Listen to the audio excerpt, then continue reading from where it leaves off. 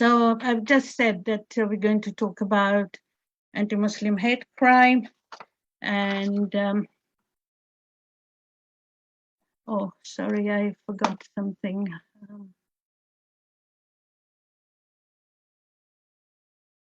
Let me do this again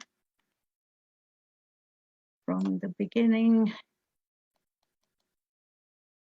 I'm not getting this from the beginning. Yeah, Parvin, that'll be fine. I think everyone, can see. So yeah, you can just. Yeah, okay. But yeah, you'll be able to just flick through now. That's fine. Yeah, okay. Okay. So most of us, if we remember, most of us remember 9/11, the day the World Trade Center collapsed on September 11, 2001. It's about how many years? 20 years ago. So we were all very kind of taken aback by that and shocked by the whole thing. But on that day, we weren't very clear about the extent to which Muslims around the world would be affected by what happened then. And it was a pivotal moment, shaping attitudes towards Muslims, and that all Muslims are basically terrorists, instead of looking at this as a few people who are actually criminals. So one of the major challenges for Muslims since then has been the extreme and dangerous hate and Islamophobic challenges. And terror attacks, in fact, has mobilized hostility towards the Muslims and labeled them as they are all like that, like terrorists. It doesn't matter who it is. So who are the Muslims? I don't want to go into the religion. You can look on Google. We are an integral part of the British society. 60% are born here, British born. It is the largest religious minority group in Britain, and it's the second largest religious group after Christianity in the UK. And if you can see that I've put the young people because our populations are quite young and very diverse. Okay. Islam, so what is Islam? A very misunderstood religion. And the people who follow it are called Muslims. Almost a quarter of the world's population are Muslims. And in the UK, about 1 in 20 people. Muslims are very diverse, with diverse attitudes, opinions, views, and lifestyles, which are now masked by the term Islamophobia. So Muslims are not a homogeneous group. They come from different countries, different ethnic backgrounds. They have different languages. They eat different types of food. So the cuisines are very wide and varied. Fashions, different fashions, both for girls and boys, men and women. And everybody has a diverse view and an opinion. So we are like any other community. Muslims in Southampton, the second largest religion in Southampton is Islam. In 2011, and we'll get 2021 census results, but 4.2% of Southampton's populations were Muslim then, and there is a significant variation in representation. So Beaver's Ward, the proportion rises to 19.5% of the population, may be higher now, and Bargate 9.6%. But Sholing Ward has the smallest Muslim population of 4.7%. So for further information, data, and religion, you can download from the resources section of the Southampton Data Observatory. Meaning of Islam is peace. It's an Arabic word. And Islam is over 1400 years old, dating back to the 7th century. God in Islam is known as Allah, and Islam means submission to God's will, Allah's will, compliance and obedience to his laws. Okay, that's very simple. So what is Islamophobia? The all-party parliamentary group definition that Islamophobia is rooted in racism that targets expressions of Muslimness or perceived Muslimness. The definition of Islamophobia is widely endorsed across the Muslim communities, political parties, and civil society, and the Muslim Council of Britain. So hate crime, and I'll reinforce hate crime and Islamophobia throughout this presentation. Since tragic event of 11th September in 2001 in the States, Muslims have become focus of attention by politicians, the world media, and the international community. Result of this focus is hostility, hate, resentment, discrimination, racism, and Islamophobia. So Islamophobia, my view, is Muslim hate. And Islamophobia is much more than just hatred.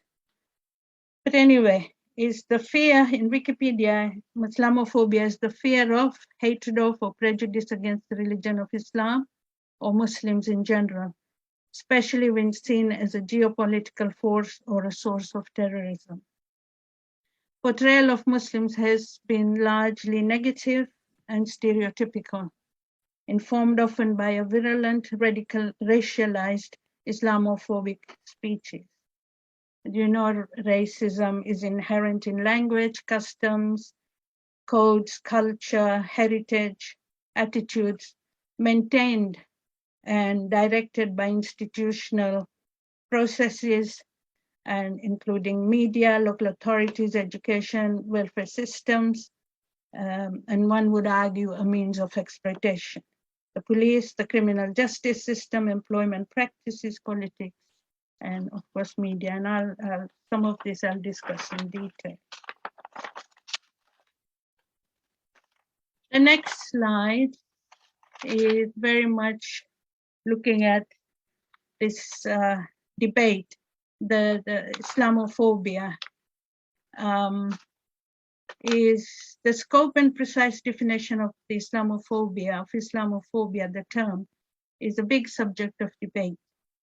Some people consider it to be a form of xenophobia or racism. Some consider Islamophobia and racism to be closely related or partially overlapping, while others dispute any relationship, primarily because religion is not a race. And so if you think we, as in terms of race, we racialized into ethnic groups and all these things. Islamophobia is misconstrued, misjudged, and misunderstood as entirely an issue of hatred towards the religion. There is a gross misunderstanding and misrepresentation of how Islamophobia operates and reveals itself. There is confusion about any incidences. And crimes of Islamophobic abuse. Is it racially or religiously motivated? Some Muslims have been racialized into categories under ethnic groupings. Okay. It is therefore likely that because of that information and data will be inaccurate, misleading, as Islamic phobic hate incidences and hate crimes will be included in the racially motivated hate crimes data. So the information and data on religiously motivated hate crime is not a real indicator of the levels of Islamophobia in the UK. Hate crime. So hate crime defined by the Crown Prosecution Service and police forces is any criminal offense perceived by the victim or any other person to be motivated by hostility or prejudice based on a person's disability, perceived disability, race, perceived race, or religion or perceived religion, sexual orientation or perceived sexual orientation, or transgender identity or perceived transgender identity. This is defined for England and Wales. So I'm sure you all know, and I don't need to say a hate incident is abuse, name calling, bullying, jokes, offensive jokes, smoking, hoax calls, malicious complaints. They're all incidents, but they fall short of a criminal offense. And a hate crime is the intentional hurting or harming or intimidating or threatening someone because of their perceived characteristic that places them in a particular social group. I have a video that I'm going to play. It's a 3-minute video that I'd like to share with you.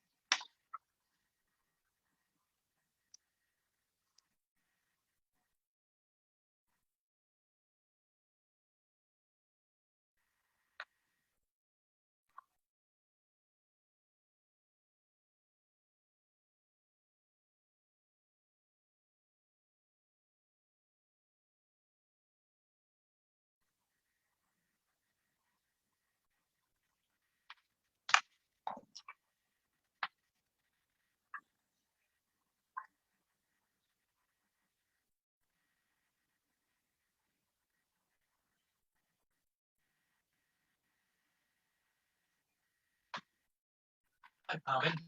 I'm Anthony.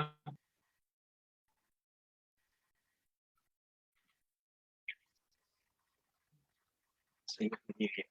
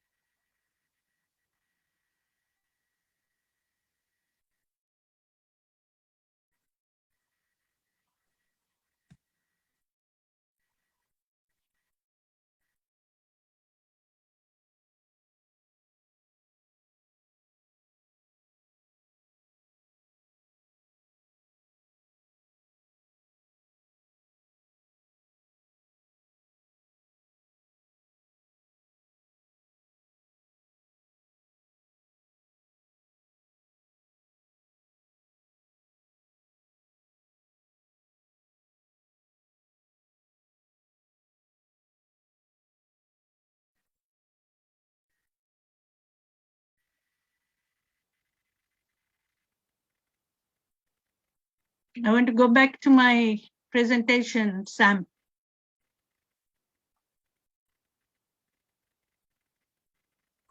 Sam, Sure. Sorry, Parvin. I want to go back to my presentation. Yeah. I think you should be able to just double click. Yeah, there we go. Okay, although this is in Canada, issues are not different here in this country. And you can see that this has become a global phenomenon. So who is targeted? Sorry, Parvin, I don't know if we can hear you. That I'm not sure if other people. Can you hear me? I can hear you, but only very faintly. Yes, I can hear you, Parvin. Okay. You can hear me? Oh, Yes. sorry. Okay. My All right. mistake. Sorry. That's So okay. who is Continue. targeted? Muslims and who else? People from other different ethnic and religious communities are often assumed to be Muslims, and they face attacks. And people such as the Hindus, the Sikhs, other Asians, Europeans, Middle Eastern, Africans, migrants, asylum seekers, they all get attacked. This makes Muslims and other minority groups very apprehensive in public places, insecure and unconfident. And the notion of ethnicity has arisen out of the concept of prejudice in the UK as well as elsewhere, which is separating people. And a lot of times, the racist perceptions of minorities are left unattended. Yeah, they're not addressed. So why? Labeling the Muslims as extremists and as a threat to British ways of life in the media skews the public's perception of Muslim communities, despite frequent campaigns to challenge such negative associations.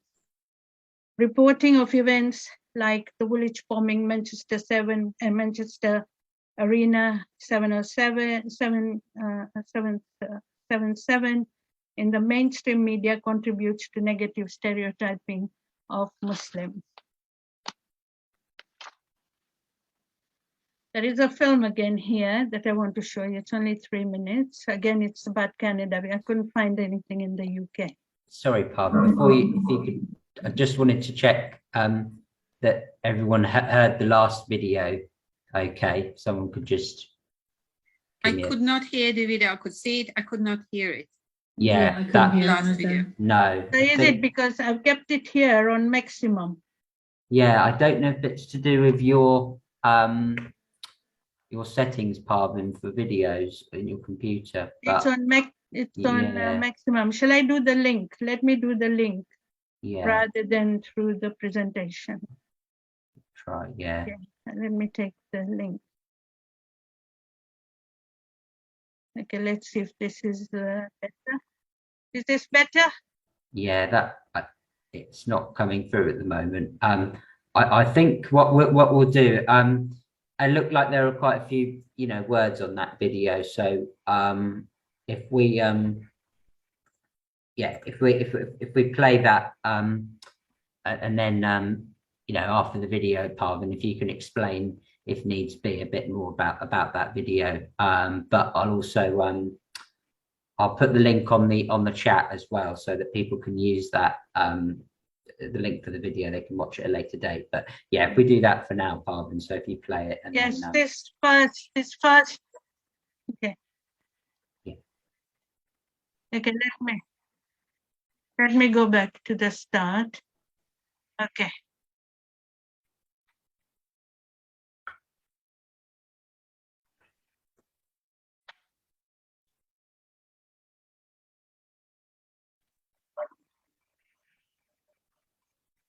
yeah, you should be able to just hover over your screen and press play at the bottom there.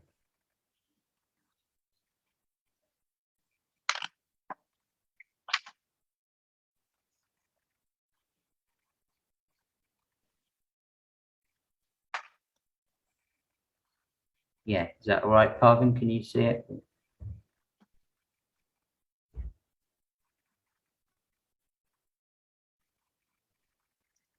Yeah, sorry about this, everyone. We'll get there in a minute. Sorry. It's all right. Sorry. Yeah, it might be best to just cancel your. Because this video you can hear. Yeah, do you want me? What I'll do, Parvin, I'm just going to cancel the share screen and we'll go back into it because I think and then you can just go through the slides until this one. This one you can read. Yeah, This particular video you can read. think we've got a problem going through the, yeah. If you just double click on the center of the screen, you might be able to, yeah. So I think we'll have to we'll stop the screen sharing, Parvin. So if you go back into the screen sharing now, and then we'll then go back to that slide. You don't want me to share the video? Yeah. If I just because we were having a few problems, I just thought we'd go back into it. There we go. Okay, so if you pause that video, if you go back to the beginning. Yeah.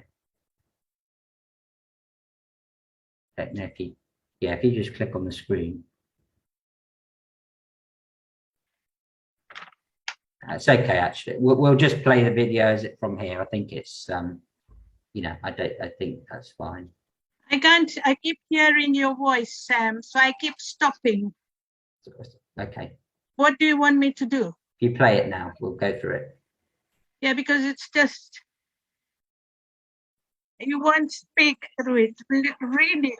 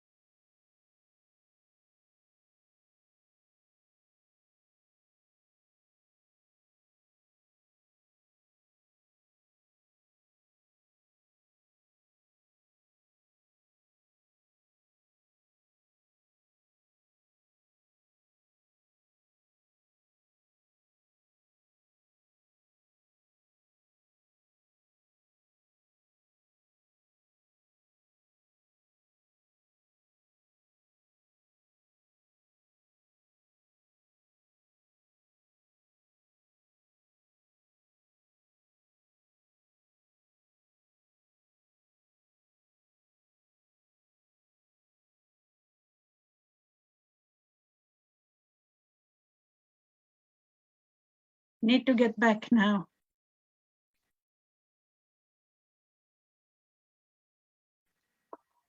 Yeah. How do I get back? You just click on the screen, double click. I have double clicked. Okay. Yeah, Okay. seems to be Yeah, I'm not sure what's happened. I think it's gone to a different window. I might need to stop the sharing again and go back onto it. That might be the best way again. So yeah, if you go back to the share screen. Yeah. I'm doing that. Yeah, there I'm on slide 19. I And know if you that. just select from beginning at the top. Okay. Yeah. So yeah, if you So go, I'm on slide 19 now. and then Okay. if you just click from current slide at the top there, just Yeah. if you just go to the slideshow bar. Yeah. Okay. From current Yeah, slide. that's it.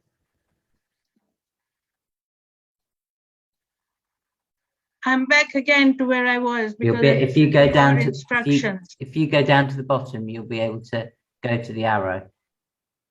Yeah. There we Okay. go. That's it, isn't it?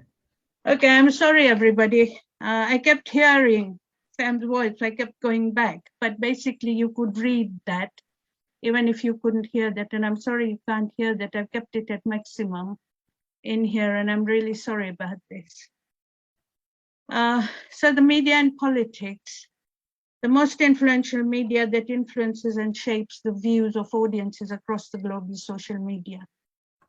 And the audiences we generally accept that the media is telling us the truth, and we believe what is relayed to us 24/7. Social builds and influences and guides the attitudes and outlooks of listeners related to any serious issues that occur in the world. At international level, Islam has been labeled as an aggressive religion and Muslim as violent people. Muslims are mostly victims targeted by non-Muslims, portraying the Muslims as extremists, illiterate, fanatics, rebels, and most disturbingly, as terrorists. And even if you think about the pandemic, there were conspiracies about how responsible were the Muslim community, and there were statements by even MPs which were about saying that the Muslims don't take the pandemic seriously. And Katie Hopkins, who is a right-wing columnist, in fact, she said, we should do the same as India is doing, where it's meeting worshippers in the mosque or wherever, and we should be doing that in England. And so there are a lot of fake stories and lots of things that damage relationships in the country. Okay. Media and politics again, victimizing and attacking veiled Muslim women and girls on social media as oppressed women, portraying all Muslim women as victims of domestic abuse, honor abuse, and forced marriage. Muslim women seen by politicians as letterboxes. I don't need to tell you who that was. And Muslim women seen as jihadi squad and being abused as such. I have a video here that talks about Islam being genderized. Shall I put it on? You might be able to hear it. Yeah? Yeah, I think you go ahead with that. Yeah. Yeah, okay.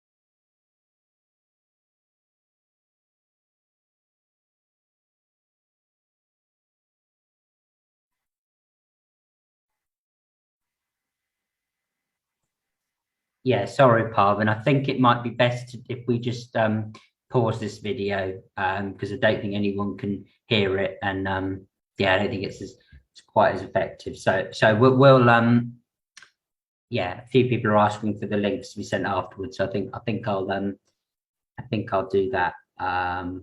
So yeah, I think if we pause the video.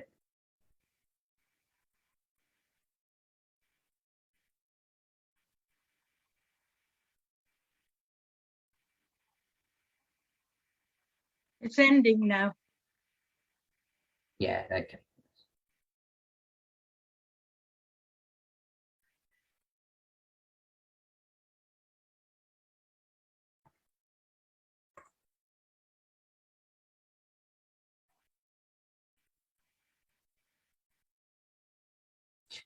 Yeah, what I think might be good. Okay. Oh, sorry, I didn't realise it hadn't ended. Sorry.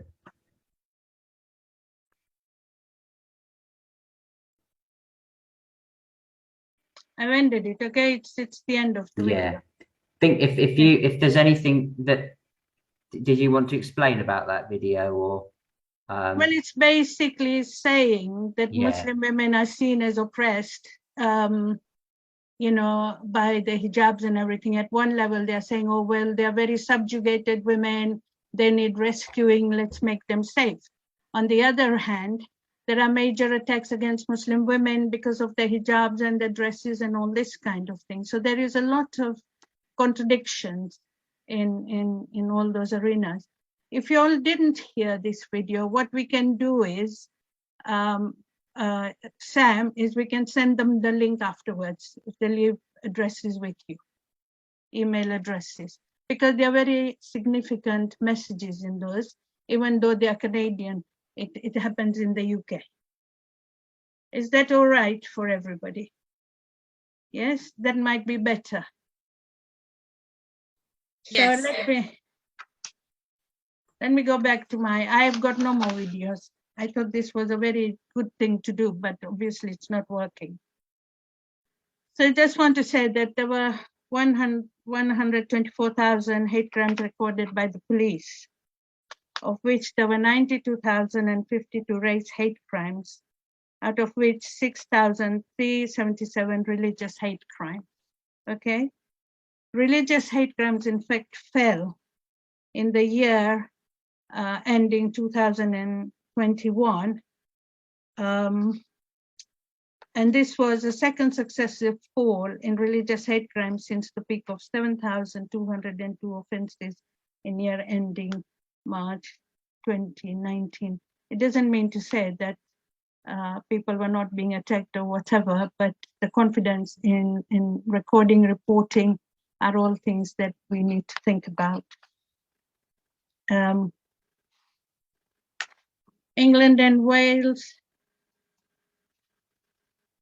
the majority hate crimes were racially motivated, accounting for around three quarters of all such offences, which is 85,268, which were racially motivated. Racially motivated hate crimes increased by 12% between year ending March 2020 and March 2021. So it is increasing. It isn't as if it isn't, but it's skewed by the race element and the religious element. Islamophobia is when Muslims are victims of attack just because of their religion. I've said this again. I've given you some of the statistics. However, having said that, 45% of 6,377 crimes listed as racial hate crimes were against Muslims. And the second most targeted group in this religious category, at 22%, were Jewish people. So 12% increase generally. Professor Imran Awan from Birmingham University says that, and this is a recent publication, I should have put the date there, we have seen a sharp rise in anti-Muslim attacks, and these are also references there. These incidents have occurred offline where mosques have been targeted, Muslim women have had their hijabs or niqabs pulled off. Muslim men have been attacked. Racist graffiti has been scrawled against Muslim graves and properties. Moreover, there has been a spike in online anti-Muslim attacks. Muslims have been targeted by campaigns of cyberbullying, cyber harassment, cyber incitement, and even threats of offline violence. So if this is the case, what is the everyday result? Muslims suffer regular hate incidents on a daily basis. Majority have accepted this as an experience they face daily in society. Therefore, these experiences have gained a position of normality in the community. So for many, reporting is felt to be a waste of time as there are no visible outcomes, and the low levels of confidence in the criminal justice system and the police. So why should I report? Yeah, there's no point, waste of time.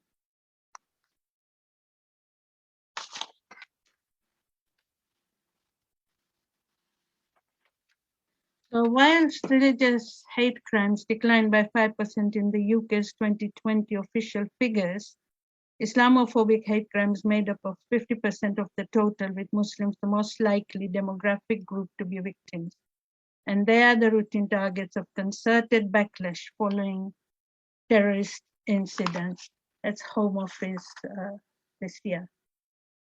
Anyway, it does seem to me that it's inevitable that words and actions of public influencers may reinforce prejudices at the very least, in cases where they do not directly inflame them. Politicians would seem to bear particular responsibility for the messages they propagate. Aggressive rhetoric on Islam, immigration, or disability benefits circulate through the media, fits in with the established narratives, and creates spaces in which bigotry and hate crime gain legitimacy. That was going back to 2013 when a researcher said this. I've said this, Muslims have been the targets, the hate crime recorded against them has reached 45% of all recorded religious hate crime in this year, at the year ending 2021, a similar proportion to the previous year.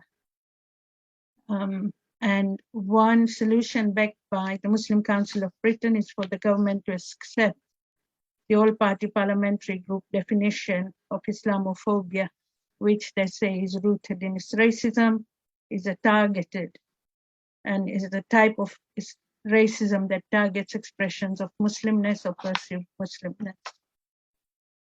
Hate crime and globalization. The events of 9/11 have shaped the present attitude, views, and opinions towards Muslims, and these have associated extremism and violence.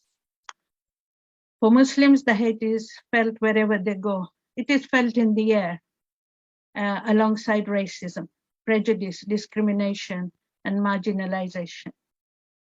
Racial and religious intolerance has been created both by politicians and the media, thereby making it into a global phenomenon. We just heard about Canada. Cumulative effects of multiple attacks weaken the resilience of communities, or it turns them into communities of silence. And when they turn into communities of silence, they actually don't want to engage with anybody, because who should they be trusting? 2015 Paris killings, the week following, were reported to increase. The week following that, the attacks were increased on the Muslims by 300%. And we know that that happened after the Westminster, Manchester, and London Bridge incidents. Crimes motivated by prejudice are message crimes. They tell a community and its members that they are neither wanted nor welcome, and that threats and violence will never be far away. But security is only possible in societies which are based on mutual respect and equality. So that is, for me, is really important. So the message is given through hatred. Hate crimes and hate incidents motivated by prejudice give explicit messages to the communities that they're not welcome nor wanted. I reiterate that. Things like, you do not belong here, go back home. People also call me, I've heard people calling me Taliban sometimes. But these messages indicate that threats and violence is always near. So how safe do you feel when you come out of the door of your house and you're out in the public? And how much fear we have when we let our children go to schools, universities, and colleges, because we're never sure if they're going to come back 100% as they left, or whether they're going to be hurt in any way or not. And that is a real fear many people have. The question arises, where is home? Is there a hope of change? And we know all about the Prevent agenda and the toxicity it created after it was introduced. And that toxicity hasn't changed at all in the minds of communities.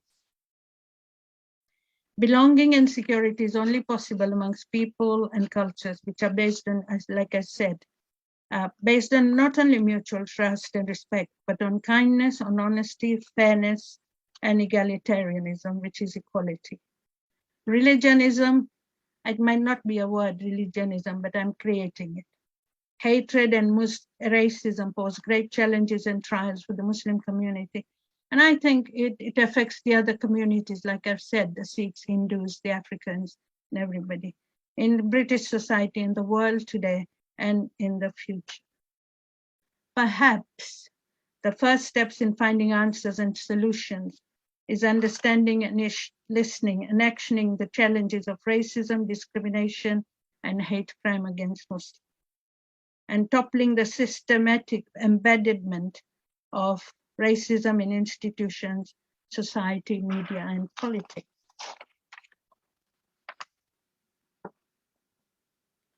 Thank you for listening. And I'm sorry about the technical problems, but you can ask me questions if you like. Thank you.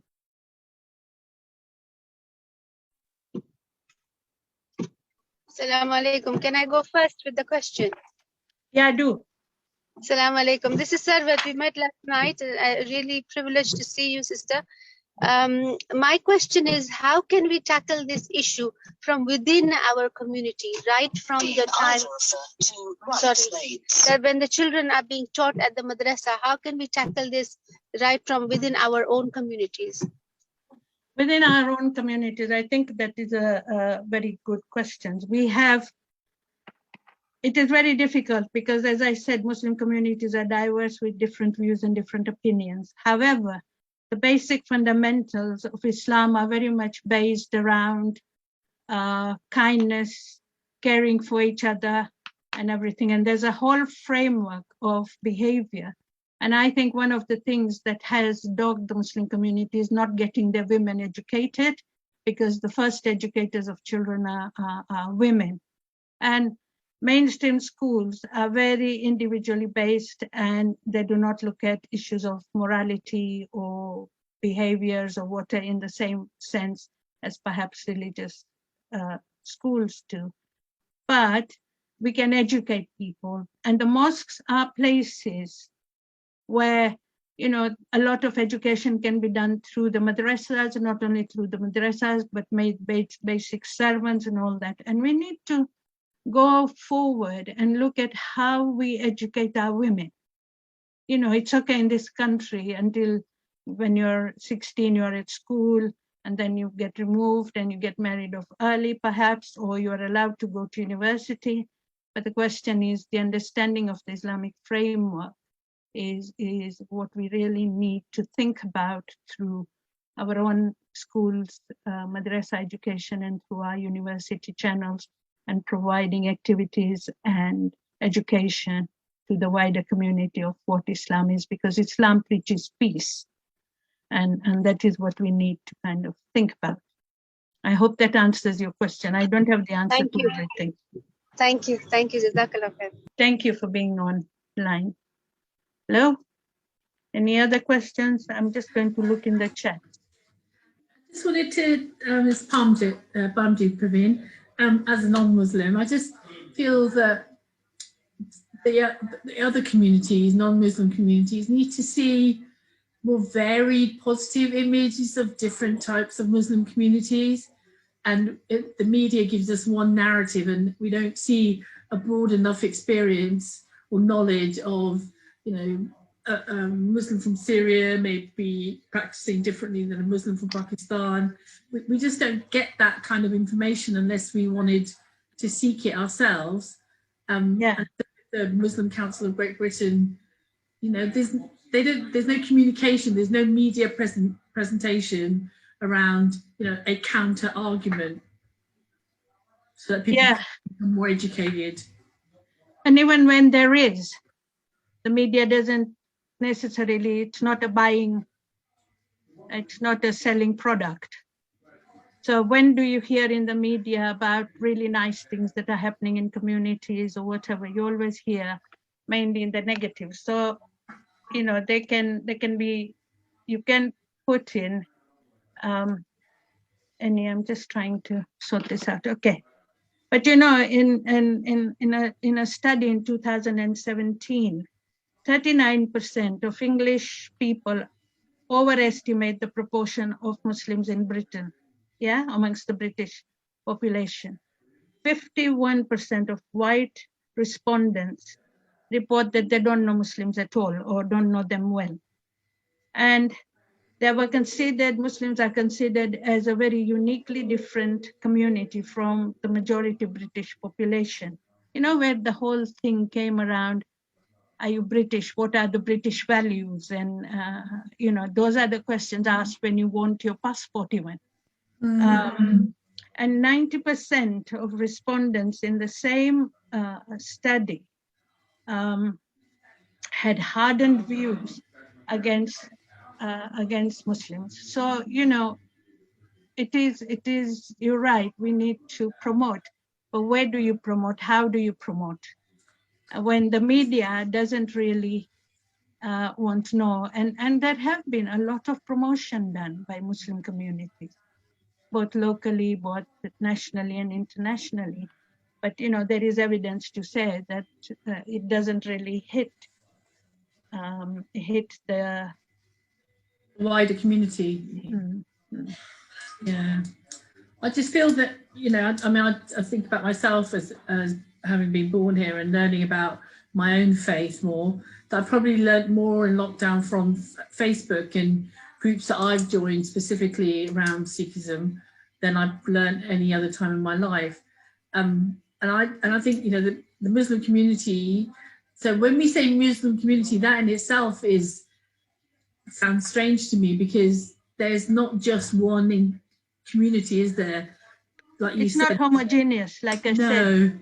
So there's very different arms, different ways of living, different practices. So when you say that a community, that's quite hard in itself. But you have buying power. You know, the Muslims in this country have, you know, they're successful business people, educated people. So you have resources there. So I don't know how you source that. There's like, can you source them? Can you get them out there in the media? Yes, I know that, but the majority of the Muslims are also very poor. Like, as you know, amongst the Bengalis, the Pakistanis, even the Sikh community. And we know that the Sikh community also took quite a lot of hard hit after the 9/11, because I know friends who were driving taxis with turbans and got hit. So there are difficult questions and difficult answers to this, and resources. People don't really always want to. Private businesses, they do give a lot in the Muslim community. I am running a food bank at the moment, and it is an independent food bank, and it is primarily supported by the Muslim community, but it provides food for everybody, not just the Muslim. That's really good. So in that way, the Muslims help quite a lot each other and everything. They're good at donations and everything. but it's how people want to use what they earn, really. What we've in the Sikh community, what we've found recently in the last couple of years is that actually what we're doing in different cities is going directly to our elected members, because I think, as all of it, we get ignored by elected members unless we shout loud enough. So in different, you know, in the Midlands, even in Southampton, we're shouting louder directly to the members to get them to be our voices, as they should be in Parliament. So that, you know, hopefully in time will work. But in time, this is it. It's all at snail pace as well. But yeah, do you really believe that things that are institutionally embedded since the British Raj are really going to, are we really going to be able to challenge them to a point that we kind of break them down so people have equalness, fairness, equal opportunities, and opportunities and progression in life? No, the statistics are not different. And is racism, Islamophobia might be in our face, but racism it's in itself very sophisticated. That, you know, you may feel it in everything, but there are vested interests to keep it alive in institutions. And, you know, institutions are trying by saying, oh, well, we'll do community engagement and all this. But these community engagement workers are all at the periphery of the organization. And they don't hold any powers or anything. They're feedback. So if they feedback, who is listening? Who is hearing? What changes are they making? How does the community know that the changes are being made? Do you see what I mean? And in that term, is it a tick box activity? I ask myself, is it a tick box activity? There may be genuineness from officers who are at some senior level, but it is systemic. That is the problem. Individuals, unless they come together at those levels, things are not going to change. And it's the same for other equality protected characteristics also. But if you get this one right, because of the harshness of all this, then you're likely that through the rounds, things might improve for others. Yeah, thank you.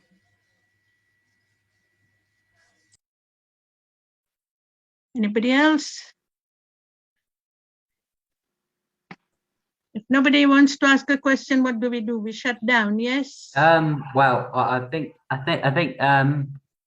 yeah, I mean, it'd be good if there are any other questions. Yeah, I mean, Parvin's here now, so you can ask her. But if not, then as I put the email in the chat, so you know, feel free to ask or yeah, feel free to ask Parvin anything via that way. But yeah, I think if there aren't any other comments, questions for Parvin at the moment, then yeah, I'm going to go through just a few slides myself, just about the Southampton, the Hate Crime Network, and how you can contact us. Yeah, and then that'll probably be it for today. So I'll just bear with me, and I'll just get those slides up now. Okay, so let's get those on. Brilliant. Okay, so yeah, this just, as I said at the start, the Southampton Hate Crime Network is yeah, a community-led kind of initiative involving many different community groups in the and statutory groups in the city, and most of us are third-party hate crime reporting centres. So you can get in touch with most of us to report hate crime or find out further information. So as you see here, I put my email address and my phone number and address. So yeah, the email is sam.waddington@spectrum cil.co.uk, and phone number, the best one to use at the moment, because I'm working from home as well, is my mobile. So yeah, 075 11 618 232. yeah, and that's the offices where I'm ordinarily working. But yeah, if you get in touch with me, then I'll be happy to. I can send you, various information that might be useful to yourself or your organisation, and also information about our organisations that and how you can get in touch with those. So yeah, I didn't explain, but yeah, the reason why, in case you're wondering, is Spectrum CIL. We're one of the partners of the network that established it back in 2017. So I work for the network through Spectrum, which supports disabled people in the area.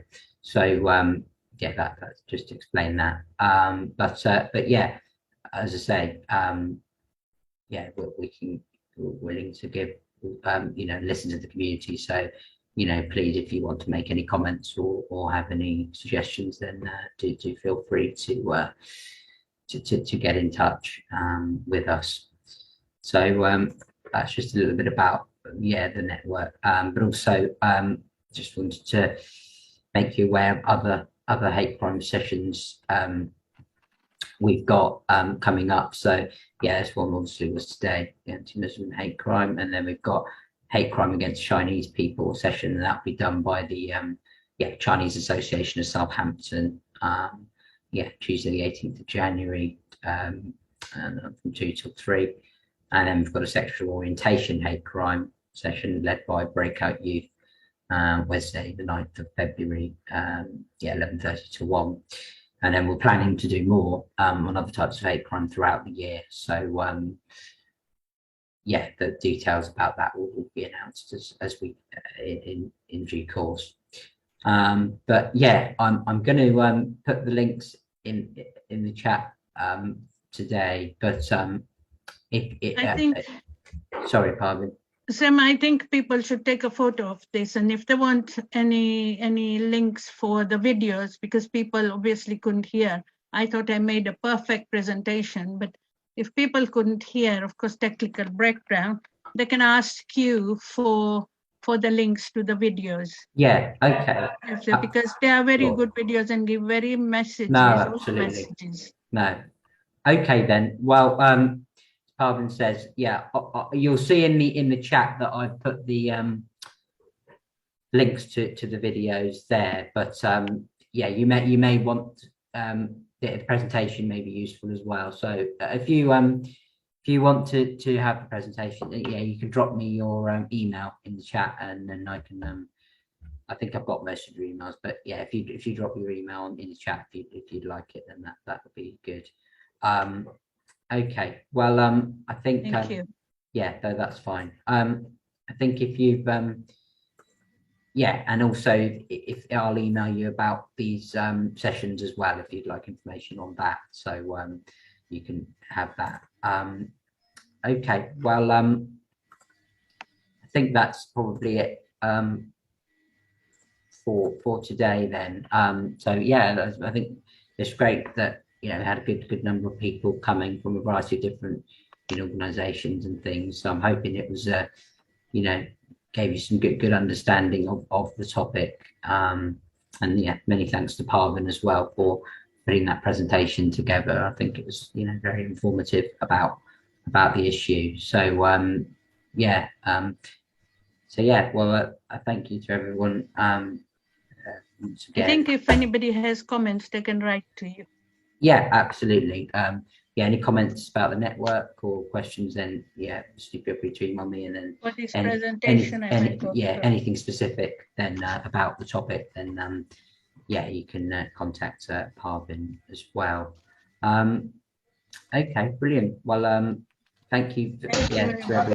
Thank you, Parvin. No problem. And sorry about the technical. Yeah, apologies for that. But I really apologize for that. I hope it was still useful to everyone. But yeah, thank you. Have a good break. Yeah, and happy New Year to bring really good stuff for everybody.